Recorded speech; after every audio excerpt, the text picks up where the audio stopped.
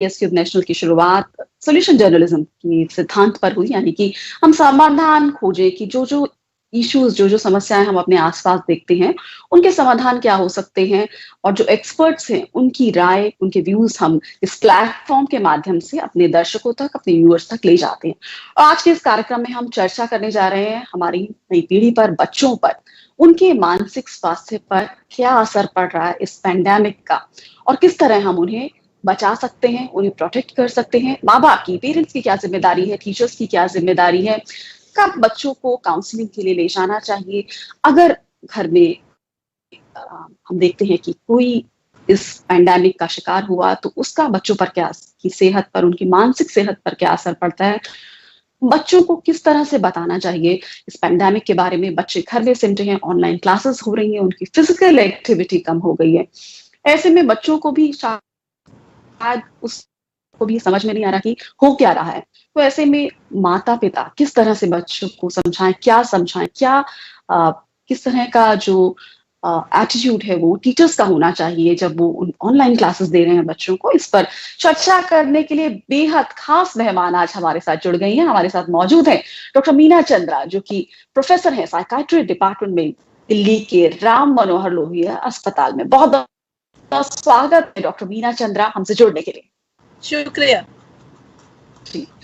तो डॉक्टर मीना चंद्रा, आप इस पूरे माहौल को, बच्चों को किस तरह देख रही हैं इस पूरे पैंडेमिक के दौर में, उनकी मानसिक सेहत पर क्या असर पड़ रहा है, और कार्यक्रम के अगले हिस्से में हम आपसे जानना चाहेंगे कि इसके समाधान क्या हो सकते हैं। तो सबसे पहले आप हमें ये बताएं कि बच्चों पर इस पैंडेमिक का क्या असर हो रहा है, क्योंकि हम रिसर्च भी देख रहे हैं, ऑक्सफोर्ड की रिसर्च आ रही है, इंटरनेशनल रिसर्चेस आ रही हैं, जो कि ये स्टडीज हैं जो बता रही हैं कि बच्चे किस तरह से प्रभावित हो रहे हैं इस पैंडेमिक में। डॉक्टर मीना चंद्रा।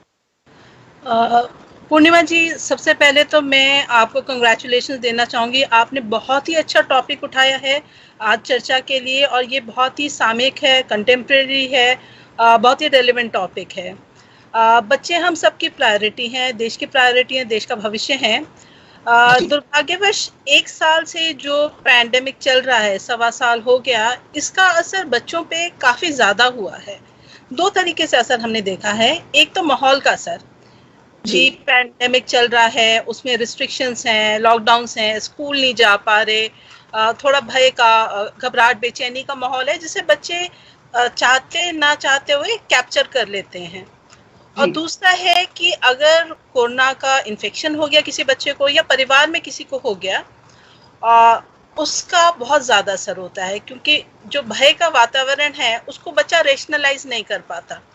तो दोनों चीज़ों के असर है। ज़्यादातर असर माहौल का है, लेकिन अगर अपने परिवार, अपने फ्रेंड्स, पड़ोसी, लार्जर फैमिली में किसी बच्चे का जो प्रिय व्यक्ति है, चाहे उसकी नानी हो, दादी हो, किसी को भी अगर कोरोना होता है तो बच्चे उसको बहुत ज़्यादा एडवर्सली लेते हैं, बहुत ज़्यादा इमोशनल हो जाते हैं इसको लेके।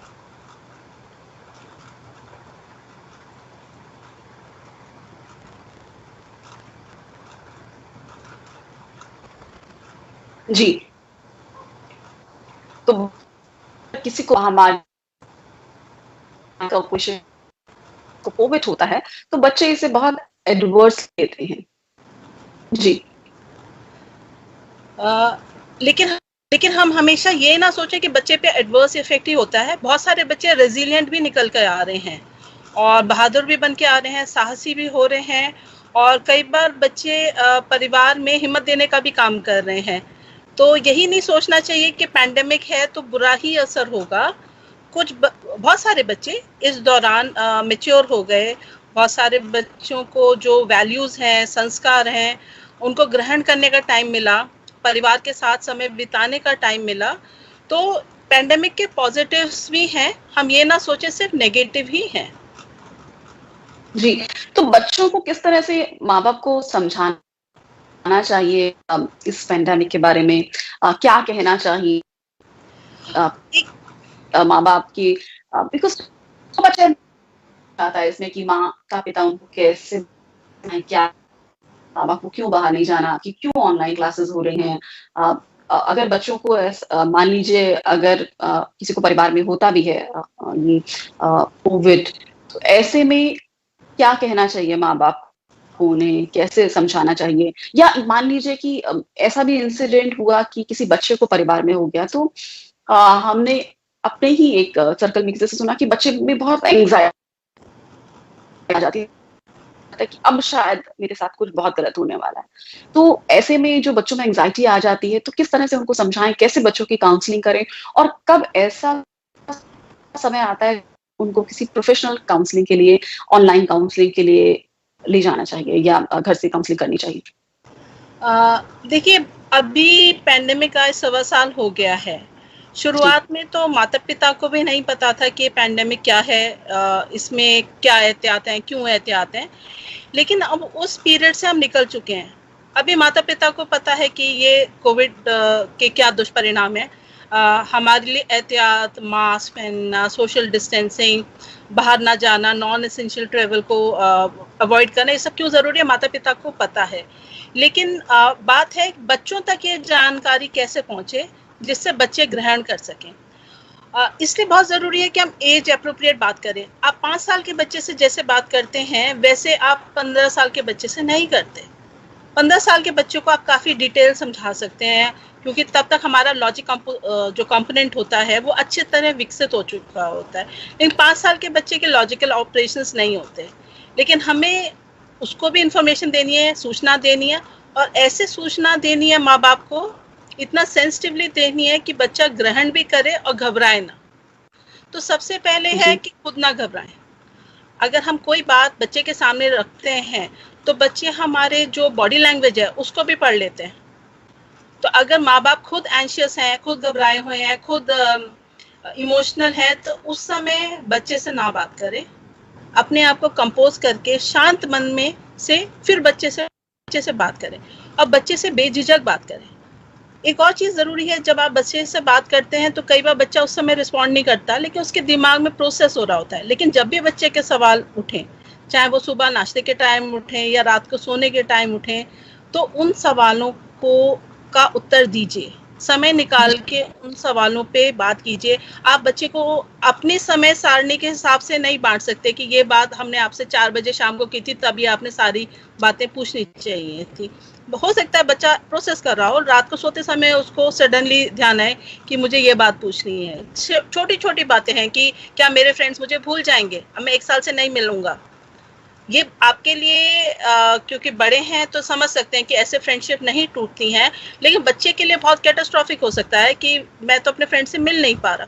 तो बच्चों के जो कंसर्न्स हैं उनको भी वैल्यू दीजिए और उनसे चर्चा कीजिए, और जब बच्चा बात करना चाहे तो उस समय टाइम निकाल के बात कीजिए। संवाद ही उत्तर है। अगर अच्छा संवाद स्थापित है तो बच्चे जो अपनी परेशानियां हैं, जो अपने मुद्दे हैं, उनको सहज भाव से रख पाएं, और माता पिता उनको सहज भाव से कंसोल कर सकें, समझा सकें, उनको कॉन्फिडेंस फील करा सकें। यही प्रक्रिया सबसे महत्वपूर्ण है। जी। तो कई बातें आपने बताई कि बच्चों से संवाद करें, उनसे कम्युनिकेट करें, उन्हें समझा पाएँ, और बच्चों को टाइम बाउंड ना रखें कि आपने इस समय हमसे बात करनी थी। हो सकता है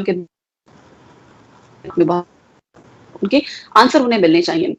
कब ऐसा वक़्त आता है कि जब बच्चों को आपको आपको लगता है कि पेरेंट्स को बच्चों को काउंसलिंग करवानी चाहिए? क्योंकि अभी तो सब लॉक में माने, देखिए, वैसे में ऑनलाइन काउंसलिंग भी होती होंगी, इस तरह ऑनलाइन क्लासेस हो रही हैं। और जी, कौन-कौन से ऐसी सरकारी हेल्पलाइन है जिसके ज़रिए उसका भी अगर आप हमें डिटेल्स दे पाएँ? देखिए, अगर बच्चे का व्यवहार पहले अपने टेम्परामेंट के हिसाब से आप उसमें फ़र्क देखें। अगर बच्चा पहले बहुत एक्सट्रोवर्ट था, बहुत चीयरफुल था, और वो गुमसुम रहने लगे, चुप रहने लगे, तो एक फ़िक्र की बात हो सकती है। तो हमेशा बच्चे को अपने जो प्रीवियस टेम्परामेंट है, उसके जो उसका प्रीवियस परफॉर्मेंस है, उसके हिसाब से कंपेयर कीजिए। कुछ बच्चे वैसे ही अंतर्मुखी होते हैं, वैसे ही इंट्रोवर्ट होते हैं, पहले से ही स्वभाव है उनका। तो वैसे बच्चे अगर अंतर्मुखी हैं तो फिक्र की बात नहीं है, क्योंकि उनकी प्रकृति ऐसी है। दूसरी बात, अगर बच्चा बात बात पे चिड़चिड़ा हो जाए, या रोने लगे, या नींद में आने में परेशानी हो, या खाना बिल्कुल कम कर दे, या खाना बिल्कुल बढ़ा दे, है ना। या देखें कि उसका कंसंट्रेशन नहीं बन रहा, सिर्फ पढ़ाई में नहीं कंसंट्रेशन बन रहा, अगर गेम्स भी खेल रहे हैं, जैसे लूडो खेल रहे हैं, तो वो अपनी गीटियों को नहीं फॉलो कर पा रहा।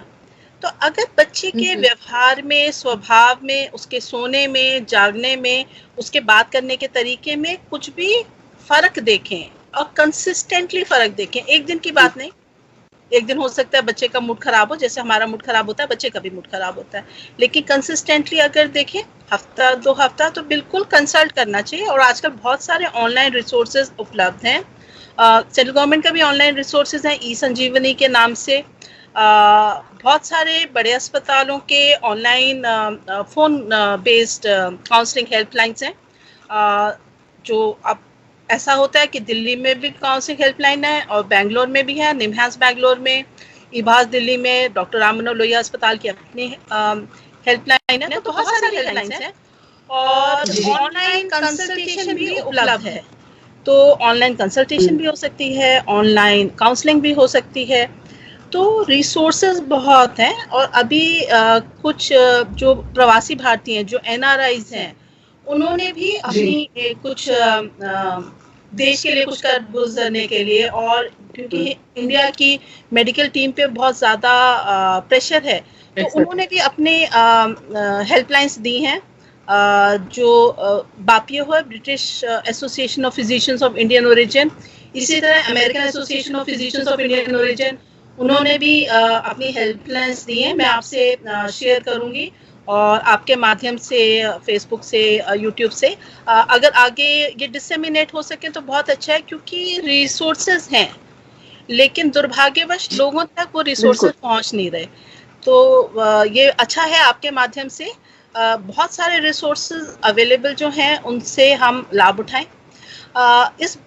इसी पॉइंट में मैं एक और बात कहना चाहूँगी कि बहुत सारे स्कूल्स के अपने काउंसलर्स हैं। तो जैसे स्कूल में टीचर से बात करते हैं, आप क्लास टीचर से बात करते हैं, तो आप ये भी कह सकते हैं कि हमें स्कूल काउंसलर से बात करनी है। तो वहाँ भी कुछ हल मिलते हैं। जो लाइट परेशानियाँ हैं, मामूली परेशानियाँ हैं, उनके हल स्कूल काउंसलर भी करके दे सकते हैं। जी, तो इसके अलावा कि आप क्या जिम्मेदारी समझती हैं? क्योंकि जैसे ये कहा जाता है कि सिलेबस कंप्लीट करने में क्या, या सिलेबस जो रह गया वो कंप्लीट करने पर फोकस करने से ज्यादा बच्चों की मेंटल हेल्थ, उनकी इमोशनल वेलबींग, इस पर फोकस चाहिए।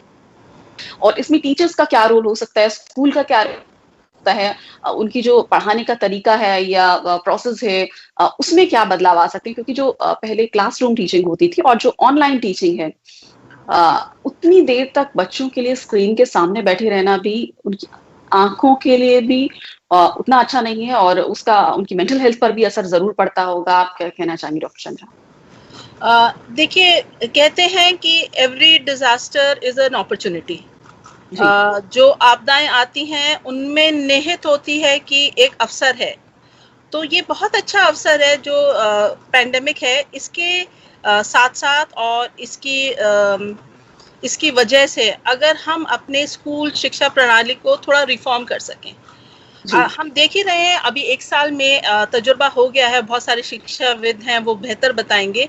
बहुत सारे हमारे करिकुलम के हिस्से हैं जो गैर ज़रूरी हैं, उनकी रिफॉर्मेशन की ज़रूरत थी, तो वो सब चीज़ें अब निकाल देनी चाहिए। और बहुत सारे नई चीज़ें हैं जो अब बच्चों के लिए आने वाले वक्त में ज़रूरी रहेंगी, तो उन सबको इंक्लूड करना चाहिए।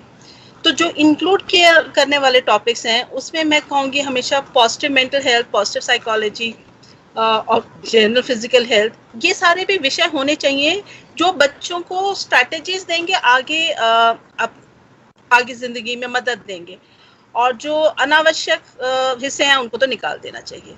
जो शिक्षा का तरीका हमने क्या किया, पैंडेमिक आया तो पता तो था नहीं कि ये 1.25 साल चलने वाला है, तो ऐसे स्टॉप गैप अरेंजमेंट्स हुए, पहले 2 महीने के लिए, फिर 2 महीने के लिए, फिर एक्सटेंड होता गया। तो शिक्षा के लिए कोई अच्छा रिफॉर्म हो नहीं पाया। तो क्या हुआ, जो क्लासरूम में जो पढ़ाते थे वही का वही सिलेबस टीचर्स ने ऑनलाइन पढ़ाना शुरू कर दिया। और आप समझ सकते हैं 5 घंटे लैपटॉप के सामने या स्मार्टफोन के सामने बैठना ही और उसमें देखना, वो मेंटल हेल्थ के लिए अच्छा नहीं है, आंखों के लिए अच्छा नहीं है, कंसंट्रेशन के लिए अच्छा नहीं है, कोई एक्टिविटी नहीं है। तो ये सेम टू सेम सिलेबस हमें ऑनलाइन टीचिंग प्रोग्राम में नहीं डालना चाहिए। और अभी तो लग रहा है पैंडेमिक थोड़े दिन और चलेगा, तो हम स्पेशली लोअर क्लासेस हैं, जो बोर्ड एग्जाम क्लासेस नहीं है, उनमें तो टीचर्स अपनी क्रिएटिविटी का इस्तेमाल करें। एक बहुत अच्छा उदाहरण है जो मुझे कर्नाटका की एक स्कूल सिस्टम के एडमिनिस्ट्रेटर ने दिया, कि उन्होंने कहा कि जो हमारे बच्चे हैं वो सूर्योदय नहीं देखते, क्योंकि सुबह सुबह उन्हें भाग दौड़ करने की, स्कूल तैयार होने के लिए बस पकड़ के जाने की हमेशा जल्दी रहती है।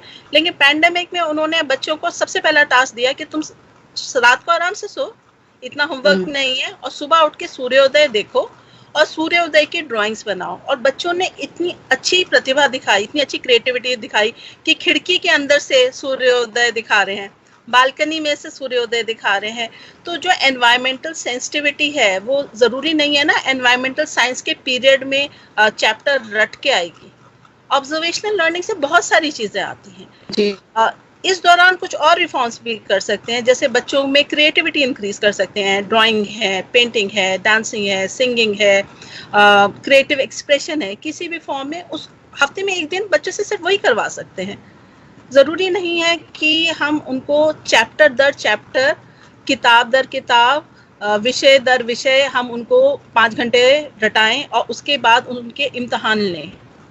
बहुत सारे इम्तहान भी गैर ज़रूरी हैं।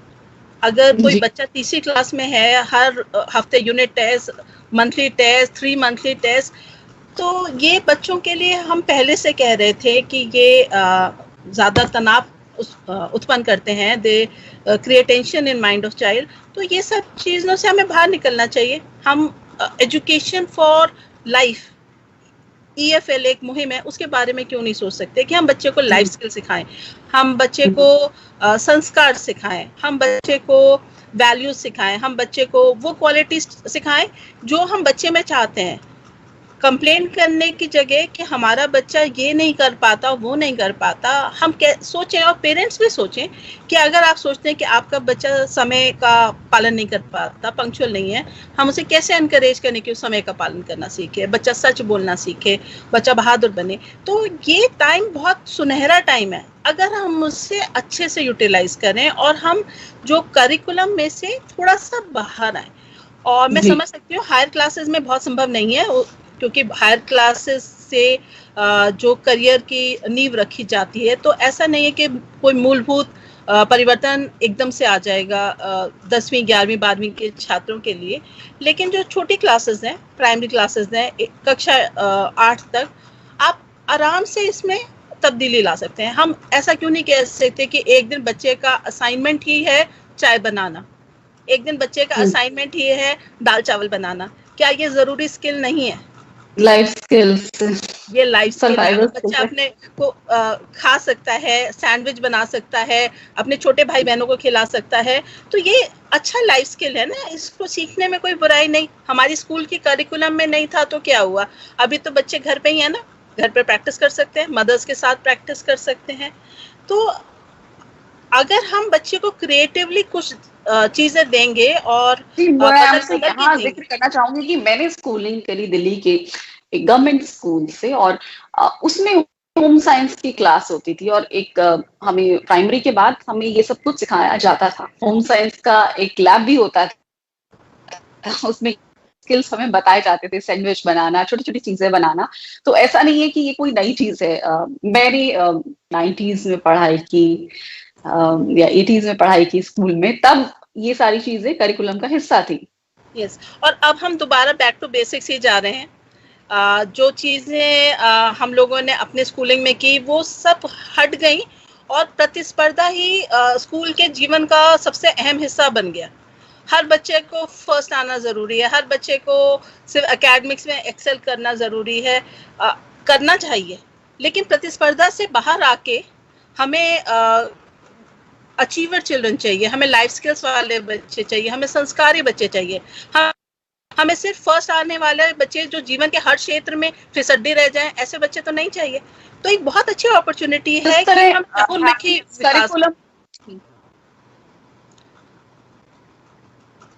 जी, तो हर हर क्षेत्र में बच्चे का विकास होना चाहिए, जिस तरह हम कहते हैं कि चहुमुखी विकास होना चाहिए उसकी पर्सनैलिटी का, उसके व्यक्तित्व का। तो जिस तरह हैप्पीनेस करिकुलम की भी बात होती है और मेंटल हेल्थ पे हम बात कर रहे हैं, और हमने बहुत सारी इंटरनेशनल रिपोर्ट्स ऐसी देखी जहाँ छोटे बच्चे जो कि शायद नर्सरी प्राइमरी स्कूल में होंगे, उनको मेडिटेशन सिखाया जा रहा है, और उसके बाद और ये इंटरनेशनल रिपोर्ट्स, इंटरनेशनल मीडिया में इस तरह के हमने रिपोर्ट्स देखी, जिसमें उनका उसके बाद बताया गया कि जो उनका आउटपुट था वो जो पढ़ाई 4 घंटे में करते थे वो 1 घंटे में कर पा रहे हैं। मेडिटेशन से उनमें इतना बदलाव आया, इतना आया। आधा समय रह गया, जिस काम इस करिकुलम को पूरा करने में ज्यादा समय लगाते थे, उसको आधे समय में कर रहे हैं। एक चीज मैं आपसे ये भी समझना चाहूंगी कि खान पान की जब हम बात करते हैं, तो उसका बच्चों की मेंटल से क्या संबंध है, और कैसा खान पान इस दौरान माँ बाप को बच्चों को देना चाहिए? देखिए, बैलेंस डाइट की बात जितनी की जाए उतनी कम है। और बैलेंस डाइट वो होती है जिसमें सही मात्रा में प्रोटीन्स हों, यानी दालें, चने, छोले, राजमा, अगर सेवन करते हैं तो एग और नॉनवेज, और कार्बोहाइड्रेट्स हों जो हमारे ग्रेन्स में होता है, हमारे फ्रूट्स में होता है। फैट्स भी अच्छे होते हैं, ऐसा नहीं सब फैट्स खराब होते हैं, फैट्स अच्छे हैं जो हमारे हैं। और घी है, ये बहुत अच्छे मिनरल्स हों, वाइटामिन्स हों, और फ्रेश फूड हो। और क्योंकि पैंडेमिक में सब लोग घर पे हैं, माताएं भी घर पे हैं, ये एक गोल्डन अपॉर्चुनिटी है बच्चे को फ्रेश फूड देने की। ये एक गोल्डन अपॉर्चुनिटी है फास्ट फूड की जगह, जो एक मुहिम आई थी और इटली से शुरू हुई थी, स्लो फूड देने की। स्लो फूड माने जो हम घर में बना के खाएं, फ्रेश बना के खाएं। आपको ध्यान होगा कि जब हम लोग छोटे थे तो हमारी दादियां नानियां कहती थी बासा नहीं देना है बच्चे को, बासा तो बिल्कुल नहीं देना है, एक रात पहले की रोटी नहीं देनी। लेकिन जितना हमारा फास्ट फूड है और पैकेज फूड है वो फ्रेश तो नहीं होता।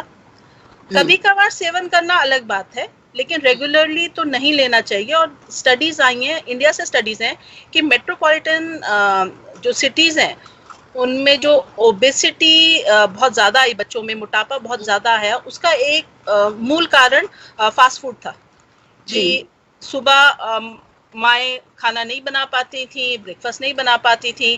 थोड़ा पीयर प्रेशर भी होता है, चलन होता है कि हाँ सारे फ्रेंड्स जा रहे हैं कैंटीन में, तो कैंटीन में से अनहेल्दी फूड और फास्ट फूड खा के बच्चे मोटे हो रहे थे।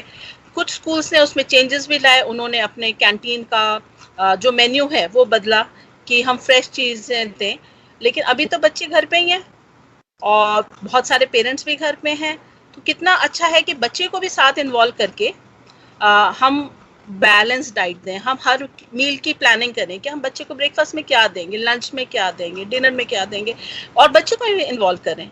बच्चा बहुत इंजॉय करता है जब आप उसको किसी चीज़ में इन्वॉल्व करते हो, तो उसका सेल्फ एफिकेसी, सेल्फ कॉन्फिडेंस बढ़ता है। तो ये भी पॉजिटिव मेंटल हेल्थ के लिए बहुत ज़रूरी है कि हम बच्चे को अपना सहयोगी बनाकर उसके इन्वॉल्व करके उसको अपना पार्टनर बना के हम उसके फेवर में चीज़ें इम्प्लीमेंट करें, चाहे वो डाइट हो, चाहे वो होम बेस्ड एक्सरसाइज हो, चाहे वो मेडिटेशन हो, माइंडफुलनेस हो, प्राणायाम हो। बहुत सारी चीज़ें जैसे हमने इनकरेज किया, कुछ हमारे पास बच्चे आते थे कि मदर डॉटर एक्टिविटी, फादर सन एक्टिविटी या पेरेंट चाइल्ड एक्टिविटी कि सब मिलके एक साथ प्राणायाम करेंगे तो उससे बॉन्डिंग बढ़ती है।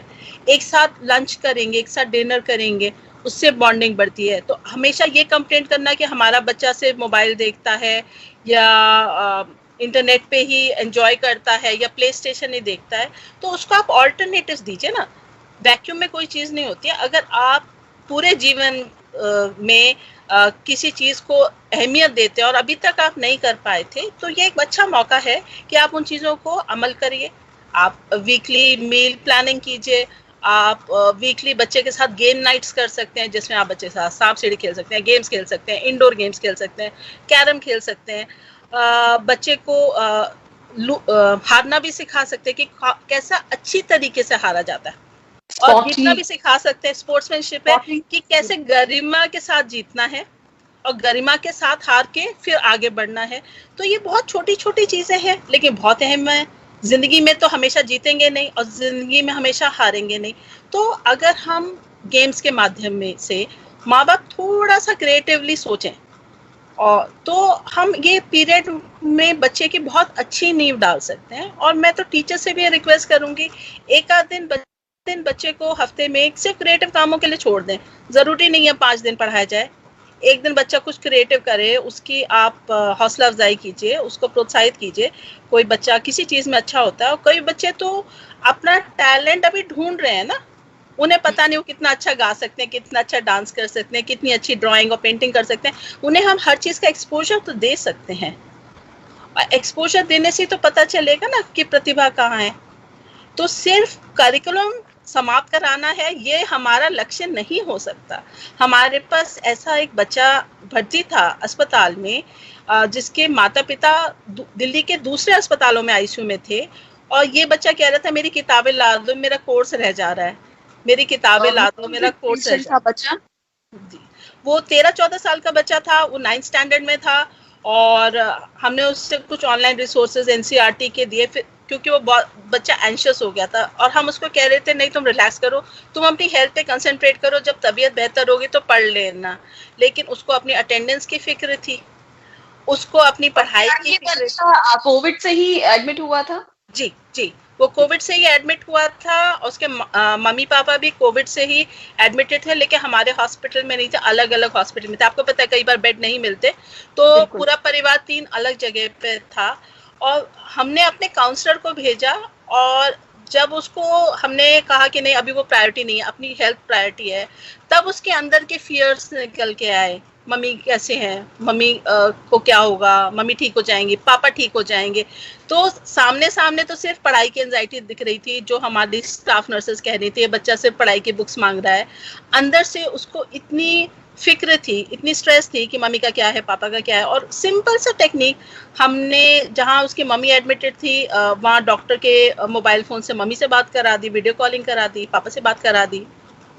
देखिए इतना छोटा बच्चा, 13-14 साल का बच्चा अकेले आईसीयू में, उसको फिक्र होती है। तो कई बार बच्चे कोप अप करने की कोशिश कर रहे हैं कि ये मुश्किल वक्त है, चलो कम से कम पढ़ाई ना छूटे, पढ़ाई ना छूटे। बट और कितनी उम्र बच्चे की? वो बच्चा 13-14 साल का था, 9th स्टैंडर्ड का बच्चा था जी। बट मैं तो उसकी इतना प्रेशर बच्चों पर है।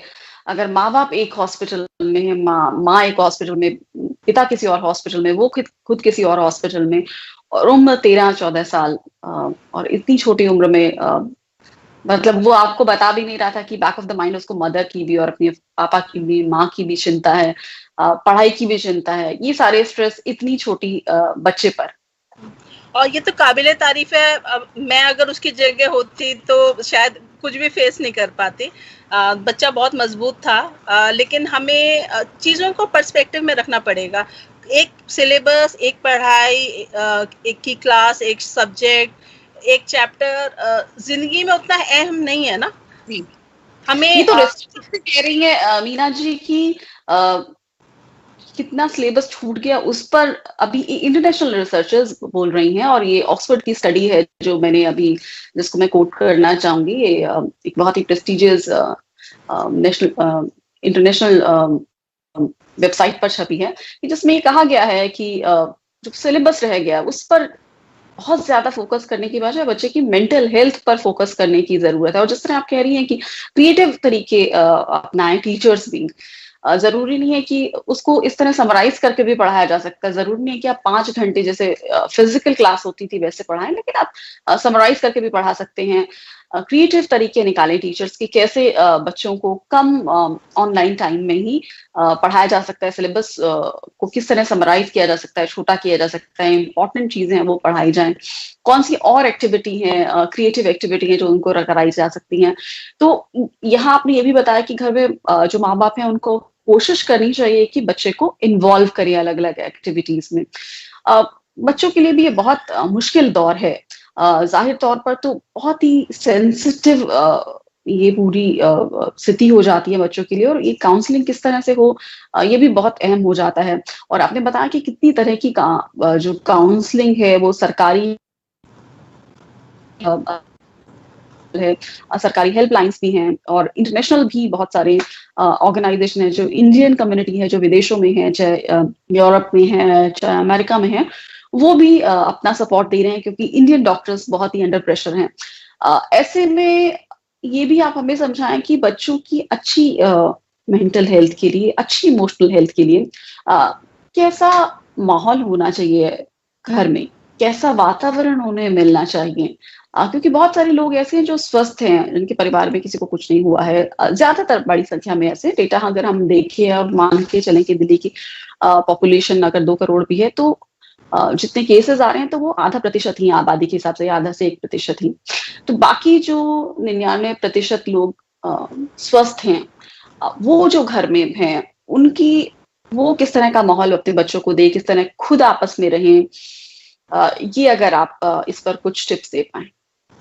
देखिए, सबसे पहले बच्चों को खुशनुमा माहौल दें। आई नो बहुत मुश्किल है, क्योंकि हम हमेशा खुद ही मीडिया देखते हैं, सोशल मीडिया देखते हैं, तो माँ बाप खुद ही टेंस होते हैं। तो सबसे पहले अपने आप को शांत करें माँ बाप।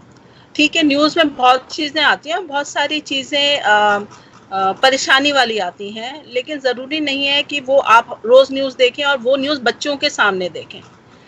बच्चों के लिए आपको माहौल अगर क्रिएट करना है, तो आपको उसके लिए थोड़ी मेहनत करनी पड़ेगी। आपको खुशनुमा माहौल करना है, बच्चों को इन्वॉल्व करके रखना है, और एक डेली एक टास्क बना सकते हैं कि हाँ, आज हम बच्चे के साथ ये एक्टिविटी करना चाहते हैं। थोड़ा प्लानिंग करनी पड़ेगी। बहुत आसान था ना कि पहले बच्चों को स्कूल भेज दिया, फिर बच्चे स्कूल से आ गए, फिर बच्चे ट्यूशन टीचर के पास चले गए, फिर बच्चे ट्यूशन टीचर से आ गए, फिर बच्चों ने होमवर्क किया और रात को सो गए। अब ये बच्चा 24 घंटे माँ बाप के पास ही है, तो माँ बाप की ही 24 घंटे की जिम्मेवारी है कि उसको ऐसा माहौल दें जिससे बच्चा कॉन्फिडेंट फील कर सके। बहुत सारी एक्टिविटीज ऐसी हैं जो बच्चा अपने आप भी कर सकता है, बस उसे थोड़ी दिशा देनी है। जैसे रीडिंग है, नॉन करिकुलम रीडिंग है।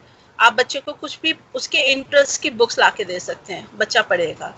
आप बच्चे को ड्राइंग, पेंटिंग, गर्ल्स में एम्ब्रॉयडरी, कुकिंग है, डांस है, म्यूजिक है, कुछ नहीं सरंगम का अलंकार है, आप बहुत सारी चीजें करवा सकते हैं।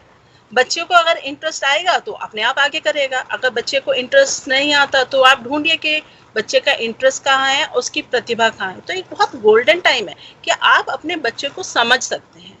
एक और चीज माँ बाप कर सकते हैं जो पहले व्यस्त जिंदगी में नहीं कर पाते थे। कई बार माँ बाप कहते थे हमारा बच्चा हमारे संघर्ष को नहीं समझता, क्योंकि बच्चों को माँ बाप भी अपना गिल्ट कम करने के लिए पैसे पकड़ाते रहते थे, और फिर उन्हें लगता बच्चे माँ बाप की वैल्यू नहीं कर रहे। तो बहुत अच्छा वक्त है कि आप बच्चे से संवाद स्थापित करें, अपनी जीवनी, अपनी बायोग्राफी बच्चे को बताएं।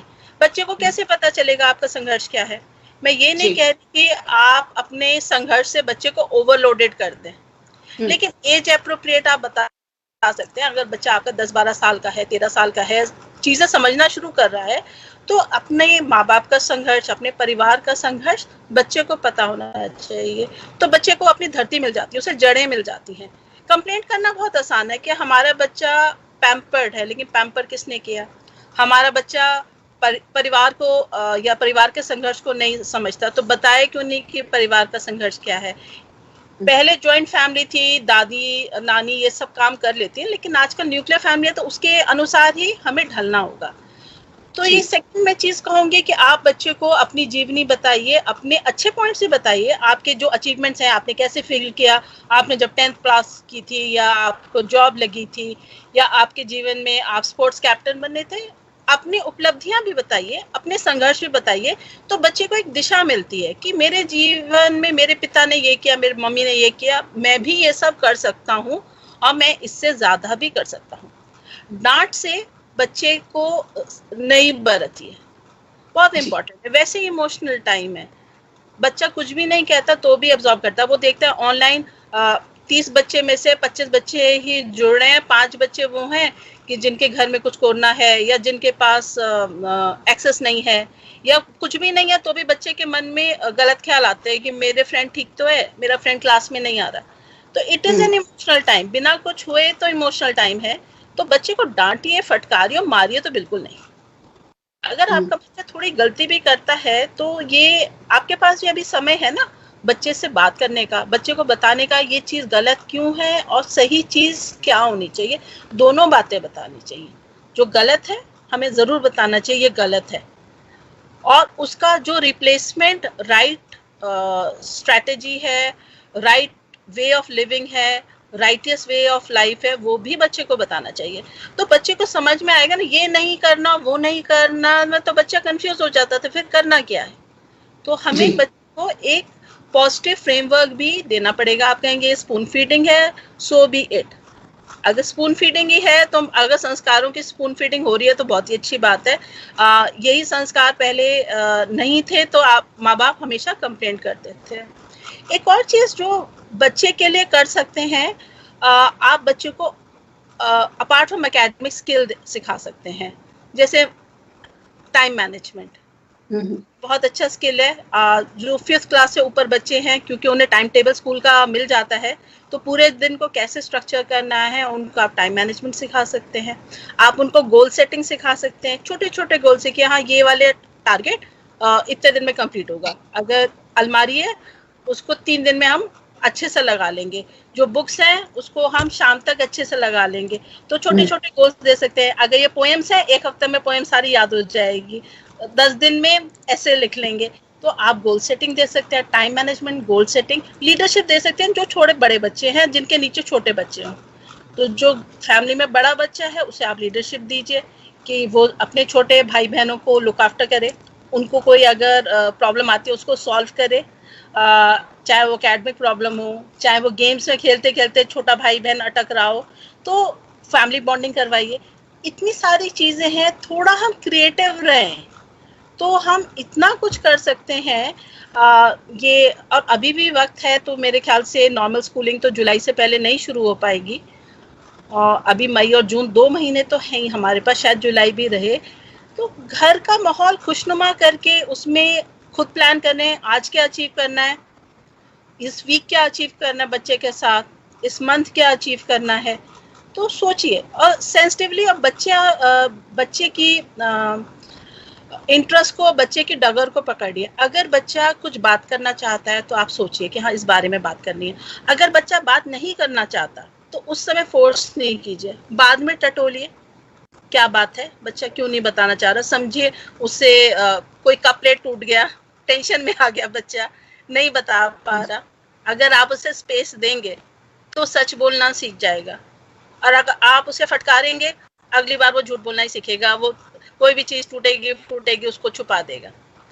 छोटी छोटी चीजें जो पेरेंटिंग की बुनियाद है, तो बहुत अच्छा टाइम है कि हम उसके बारे में बात करें। पेरेंटिंग रिसोर्सेज भी ऑनलाइन बहुत सारे हैं, तो माँ बाप तो आजकल मोस्टली टेक सेवी हैं, तो ऑनलाइन पेरेंटिंग रिसोर्सेज भी देख सकते हैं। पेरेंटिंग बुक्स हैं, देखें कि हम अपने पेरेंटिंग में क्या चीज़ कर सकते हैं। अगर 2 बच्चे हैं तो दोनों को कंसिस्टेंट पेरेंटिंग दें, कि चाह के तो कोई अपने बच्चों के साथ फेवर या डिसफेवर नहीं करता, लेकिन कई बार अपने आप हो जाता है, अनायास हो जाता है।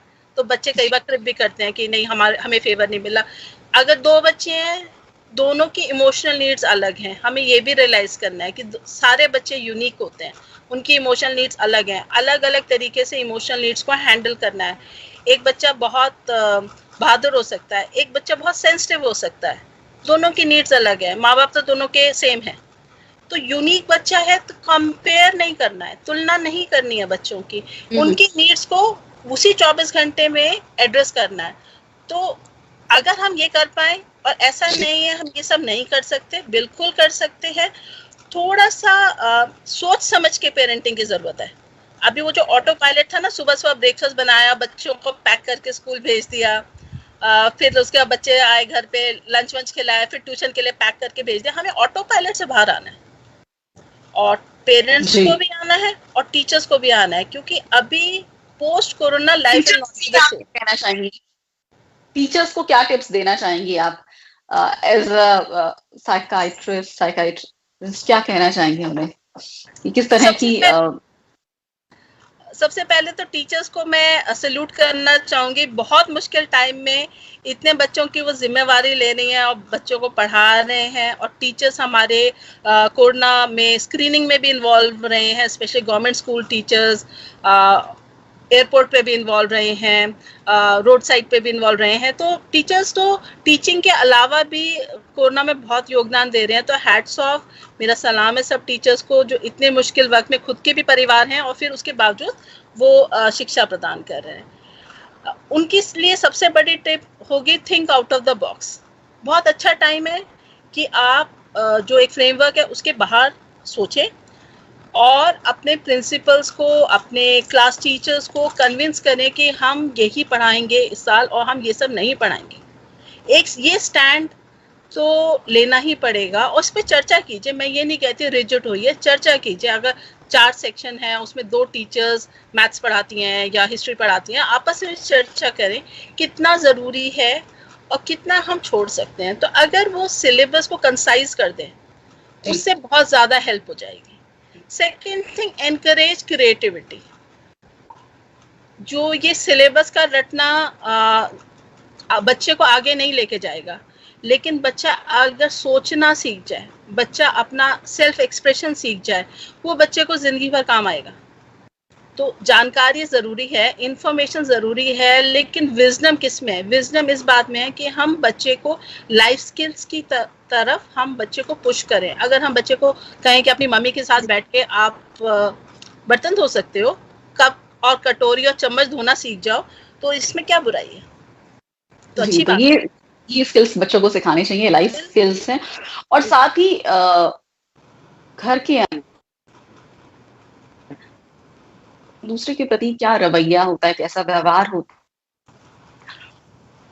कि मेंटल हेल्थ पर क्या असर पड़ता है। और ये ऐसा टाइम है जो महिलाओं पर ज्यादा प्रेशर है, वो अपनी प्रोफेशनल जिम्मेदारियां भी निभा रही हैं और घर की जिम्मेदारियां भी निभा रही हैं। तो ऐसे में आप क्या कहना चाहेंगे जो घर में पुरुष हैं उनसे, उनका कैसा व्यवहार होना चाहिए महिलाओं के प्रति कि बच्चों में एक अच्छा मैसेज जाए? पूर्णिमा जी, एक चीज है आइडियलिज्म कैसा होना चाहिए और ये एक चीज है यथार्थ क्या हो रहा है। तो बड़े दुख की बात है, WHO की रिपोर्ट है कि जो कोरोना का पेंडेमिक आया, लॉकडाउन आए, उसके बाद थोड़ा इकोनॉमिक रिसेशन आया, तो बहुत सारे आदमियों जिनकी नौकरी चली गई या जो घर पे रह रहे थे, उसके साथ साथ डोमेस्टिक वायलेंस का दुर्भाग्यवश रेट्स बहुत बढ़ गए हैं। और पूरी दुनिया में ऐसा हुआ है, हमारे पास नेपाल की स्टडी है, बांग्लादेश की स्टडी है, ब्राजील की स्टडी है, इंडिया से स्टडीज हैं कि डोमेस्टिक वायलेंस बढ़ गया। तो ये बहुत दुखद बात है। तो हमने देखा है कि जिन परिवार में वैसे भी कंटेंशियस मुद्दे थे, जहां आपस में अनबन थी, तो जब 24 घंटे साथ रहना शुरू किया तो वो अनबन को सुलझाने की जगह वो अनबन मतलब बहुत बुरी तरीके से लड़ाई झगड़ा में तब्दील हो गई जी।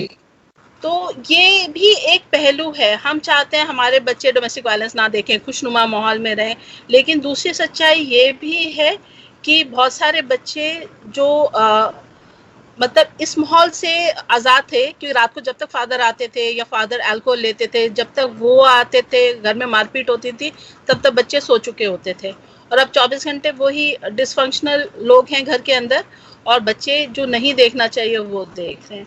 सेकेंड थिंग, ये एक यूनिसेफ के आंकड़े थे कि बहुत सारे बच्चे दुर्भाग्यवश पढ़ाई छोड़ देंगे और वो दोबारा से कभी पढ़ेंगे नहीं। मैं अंडर प्रिविलेज बच्चों की बात कर रही हूँ, या जिनके परिवारों में जो कमाने वाला व्यक्ति है वो नहीं रहा या काम करने लायक नहीं रहा किसी भी वजह से। और बहुत सारी लड़कियां हैं जो बिना समय से पहले इवन कम उम्र में जिनकी शादी कर दी जाएगी क्योंकि परिवार नहीं चला पा रहा अपने आप को। तो और जिसकी पढ़ाई छूट जाएगी, चाहे काम धंधे के लिए किसी बच्चे की, या लड़कियां जिनकी शादी हो जाएगी, तो एक्सपेक्टेशन ये है कि वो कभी दोबारा शिक्षा की लाइन में दोबारा नहीं जुड़ेंगी। और ये कितनी दुख की बात है कि जो बच्चा पढ़ सकता था, क्लास में अच्छा था, उसकी पढ़ाई छूट गई। वो 8वीं में है तो 8वीं पास ही रह जाए, 10वीं में है तो 11वीं 12वीं नहीं कर पाए क्योंकि हालात ऐसे नहीं रहे। बहुत सारे माइग्रेंट्स भी जो अपने घर को चले गए, वहाँ गांव में अगर स्कूल नहीं है तो वो बच्चे भी पढ़ाई छोड़ रहे हैं। तो मैं यही अनुरोध करूंगी कि जो माँ बाप सोच रहे हैं या जो माँ बाप के हालात ऐसे हैं कि वो बच्चे के पढ़ाई छुड़ाने के लिए या लड़कियों की समय से पहले शादी करने की सोच रहे हैं, तो मैं कहूँगी आप हिम्मत मत छोड़िए, आप बच्चों को सहयोग दीजिए। 1-2 साल 4 साल की बात है, बच्चे की पढ़ाई पूरी हो जाने दीजिए। संघर्ष का समय सबके लिए संघर्ष का समय है, लेकिन बच्चे की पढ़ाई अगर आप कम कर देते हैं, रोक देते हैं, तो वो जीवन में कभी मुख्य धारा में वापस ज्वाइन नहीं कर पाएगा। तो समय से पहले कोशिश कीजिए कि बच्चा पढ़ाई ना छोड़े। अगर बच्चे काम करना भी शुरू करते हैं 15 साल 16 साल में, नॉन फॉर्मल सेक्टर में, लेबर सेक्टर में, तो भी मैं उन बच्चों को प्रोत्साहित करूंगी कि आप प्राइवेटली अपनी 10वीं और 12वीं ज़रूर कीजिए, पढ़ाई से अलग नहीं होइए, क्योंकि भविष्य में और अच्छे भविष्य का रास्ता शिक्षा से ही होकर आगे जाता है। अगर किसी कारणवश शिक्षा आप अभी नहीं कर पा रहे, और स्कूली शिक्षा तो कोई भी स्कूल नहीं जा रहा, तो आप भी अगर स्कूल नहीं जा पा रहे तो कोई बात नहीं, लेकिन पढ़ाई का दामन मत छोड़िए, शिक्षा से ही आगे जीवन है। और जिन लड़कियों की ब्याह शादी के लिए सोच रहे हैं, सरकार को जरूर सोचना चाहिए कि किस तरह ऐसे अंडर प्रिविलेज्ड बच्चों को बचाया जा सके कि वो शिक्षा उनकी ना छूटे, उनका स्कूल ना छूटे।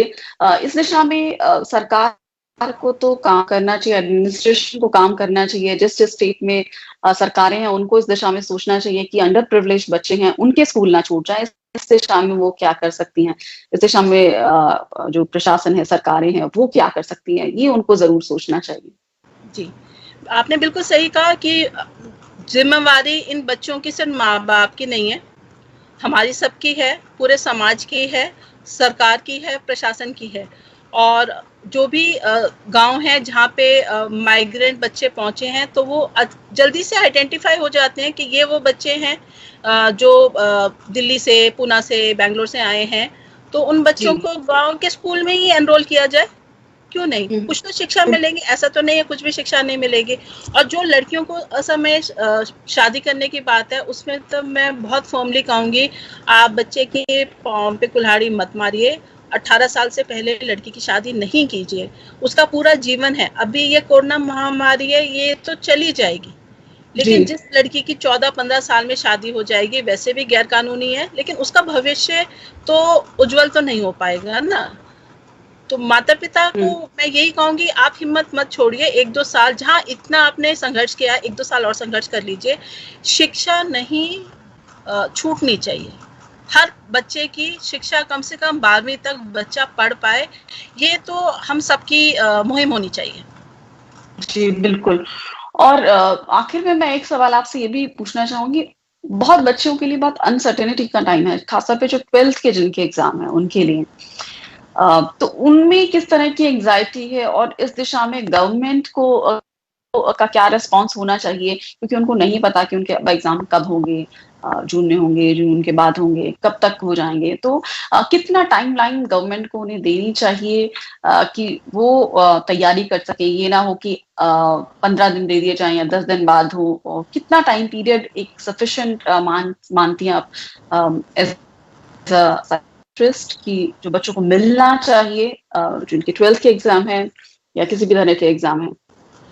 पूर्णिमा जी, आपने बहुत अच्छा प्रश्न उठाया और इस बारे में हमने पहले भी चर्चा की थी। तब से अब में कल ही एक नोटिफिकेशन आया है कि कम से कम नीट की परीक्षा के लिए, जो मेडिकल एंट्रेंस की परीक्षा है, कम से कम 1 महीना दिया जाएगा नोटिफिकेशन और परीक्षा के बीच में। तो ये एक बहुत ही वेलकम स्टेप है। दूसरी बात मैं कहना चाहूँगी कि हर चीज़ को एंट्रेंस के थ्रू तो नहीं होता, तो जो चीज़ें एंट्रेंस के बगैर होंगी, जो चीज़ें 12वीं या 11वीं 12वीं के जो परफॉर्मेंस है उसके बेसिस पे होंगी, उसके बारे में एक क्लियर नोटिफिकेशन बच्चों को आ जाना चाहिए। जैसे ह्यूमैनिटीज़ के बच्चे हैं कि आपके ये परसेंटेजेस, आपकी क्यूमुलेटिव परसेंटेज, या उसमें कोई एक वेटेड पैटर्न हो सकता है कि 10वीं के 1/3 मार्क्स होंगे और 12th के 2/3 मार्क्स होंगे, जो भी सरकार पैटर्न घोषित करेगी उसके अनुसार आपके बच्चों के कॉलेज एडमिशन्स होंगे। क्योंकि 12वीं के बाद एक बहुत बड़ी फिक्र है बच्चों की कि कॉलेज कैसे होगा, उनको सेम सिटी में मिलेगा कॉलेज, नहीं मिलेगा, कॉलेज में भी क्या ऑनलाइन क्लासेस नहीं होंगी। तो जब अनसर्टेनिटी का माहौल है, तो जो चीज़ें हम सर्टेन कर सकते हैं, एक तो है time scheduling for entrance exam, दूसरा जो एंट्रेंस एग्जाम के अलावा भी हम एडमिशन कर सकते हैं। देखिए बहुत पहले तो सिर्फ 12वीं के परफॉर्मेंस के बेसिस पे ये एडमिशन होते हैं, और वो भी कोई बहुत ख़राब एडमिशन नहीं होते थे, उसमें भी लोग अच्छे प्रोफेशनल्स बाहर निकल के आए हैं, तो हम उस बारे में भी सोच सकते हैं। तीसरी चीज़ जो वोकेशनल पढ़ाई है, अब गवर्नमेंट को वोकेशनल पढ़ाई पे ज़्यादा तवज्जो देनी चाहिए। डिजिटल पढ़ाई पे online platforms, digital short courses, career oriented courses, rather than a plain graduation जिसके बाद भी वहीं खड़े हैं जहां 12वीं के बाद खड़े हैं। ऐसी सिर्फ थ्योरेटिकल पढ़ाई का अब कोई लाभ नहीं है। छोटा कोर्स है, अगर डेस्कटॉप पब्लिशिंग का भी कोर्स है, या छोटा कंप्यूटर स्किल्स का कोर्स है, या कोडिंग के कोर्सेज हैं, वो सब भी जॉब मार्केट में रेलेवेंट है एज कम्पेयर टू एक प्लेन बीए है जिसके बाद बच्चा फिर दोबारा से संघर्ष कर रहा है। तो हमें थोड़ा इनोवेटिव होके सोचना चाहिए कि सब बच्चों को हमें सिर्फ ग्रेजुएशन करानी है और ग्रेजुएशन के बाद क्या कराना है, तो ये तो बात नहीं हुई। इसमें मैं स्कूल के प्रिंसिपल्स और टीचर्स और काउंसलर्स की भी रोल देखती हूँ, क्योंकि मुझे कई पेरेंट्स ने बोला कि अगर हमें काउंसलर ने पहले बता दिया होता कि हमारा बच्चा का लेवल ये है और बच्चा ये कर सकता है और ये अपॉर्चुनिटीज हैं, तो हम बच्चे को वहाँ प्रेरित करते। तो बहुत बार बच्चों को नहीं पता होता, जैसे अगर बायोलॉजी लिए तो सिर्फ मेडिकल ही नहीं कर सकते, pharmacy, nursing, biotechnology, speech and language pathology, technician courses, कितनी सारी चीज़ें कर सकते हैं। तो एक करियर काउंसलिंग स्कूल लेवल पे, डिजिटल लेवल पे, through webinars, workshops, I think उस पे भी एक थोड़ा फोकस होना चाहिए कि बच्चों को दिशा पता चले। बिल्कुल, बच्चों को गाइडेंस प्रॉपर मिलनी चाहिए, उनको पता होना चाहिए कि उनके लिए क्या सही है, किस दिशा में उनको जाना चाहिए। तो बहुत बहुत शुक्रिया डॉक्टर मीना चंद्रा जी, आप प्रोफेसर हैं और इतनी आपने जानकारी दी हमारे व्यूअर्स को, खासतौर पे बच्चों के लिए, कि बच्चों की मेंटल हेल्थ को किस तरह प्रोटेक्ट करना चाहिए, किस तरह माँ बाप को उनको इन्वॉल्व करना चाहिए, लाइफ स्किल्स उनको सिखाने चाहिए, क्रिएटिविटी लानी चाहिए, और किस तरह टीचर्स का जो बिहेवियर है वो होना चाहिए बच्चों के साथ। उनको थोड़ा इनोवेटिव होना पड़ेगा, क्योंकि अब क्लासरूम टीचिंग से अलग है ऑनलाइन टीचिंग, और बच्चों की किस तरह से काउंसलिंग होनी चाहिए, उनको क्या समझाया जाना चाहिए कि इस तरह के माहौल में उनको क्यों इस तरह कहा जा रहा है कि घर में रहिए, और उनकी फिजिकल एक्टिविटी गई है तो क्या ऑल्टरनेटिव हो सकते हैं जिससे बच्चों को इन्वॉल्व किया जाए। बहुत सारी बातें आपने बताई इस कार्यक्रम के दौरान, आपका बहुत बहुत शुक्रिया इस